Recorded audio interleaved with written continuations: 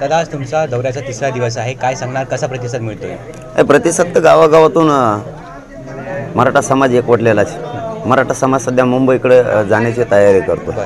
राज्यभरातला मराठा समाज आता मुंबईकडे निघतोय आणि गोदा पट्ट्यातले 123 गावं जी आहेत, 123 गावातल्या लाखांना महिला 20 जानेवारीला सकाळी मुंबईला मराठा समाज जो निघणार आहे त्यांना वाटं लावायसाठी अंतरवाली ते गेवराई गोदा पट्ट्यातल्या सगळ्या महिला जे लेकरं आज मुंबईला आंदोलनासाठी जात आहेत, आरक्षणासाठी जात आहेत, त्यांना वाटं लावण्यासाठी गोदा पट्ट्यातल्या लाखांना महिला वाटं लावायला येणार आहेत. सरकारनं किमान आता तरी गांभीर्याने लक्षात घ्यावं, कारण पुढची मुंबईच्या आरक्षणाची खिंड लढवायला करोडोना मराठ्यांचे पोरं मुंबईकडे चालले आहेत आणि पाठीमागच्या आंदोलनाची लढाई सांभाळायलासुद्धा माता मावल्यासुद्धा पाठीमागं लाखानं तयार झाल्यात.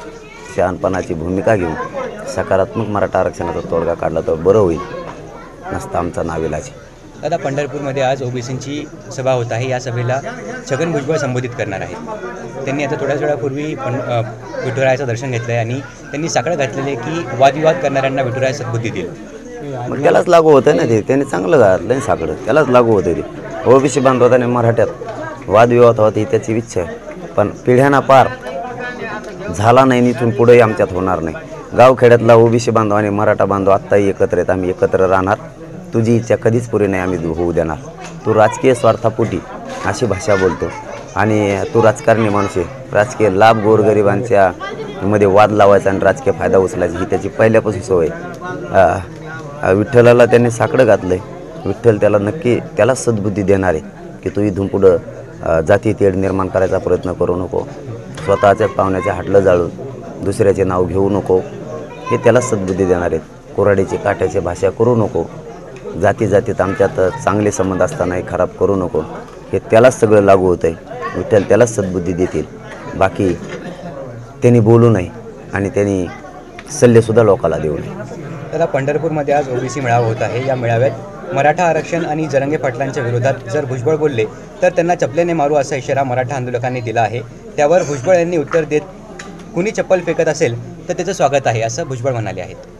नाही, ते काय मला अधिकृत माहिती नाही. ज्या गोष्टी अधिकृत माहिती नाही त्याबद्दल बोलू नये, कारण कोण आहे, काय आहे, कसं आहे, ज्याच्याबद्दल माहितीच नाही त्याच्याबद्दल आपण बोलणं योग्य नाही. दादा, म्हणून छगन भुजबळ असंही म्हटले आहेत की जर मराठा समाजाला ओबीसी प्रवर्गातून आरक्षण दिलं तर आम्ही रस्त्यावरची लढाई लढायला तयार आहोत. पहा, तुला काय रस्त्यावर लढणं आहे तर डांबऱ्यावर झोपा, आम्हाला काय करायचं, पुढं पडतो.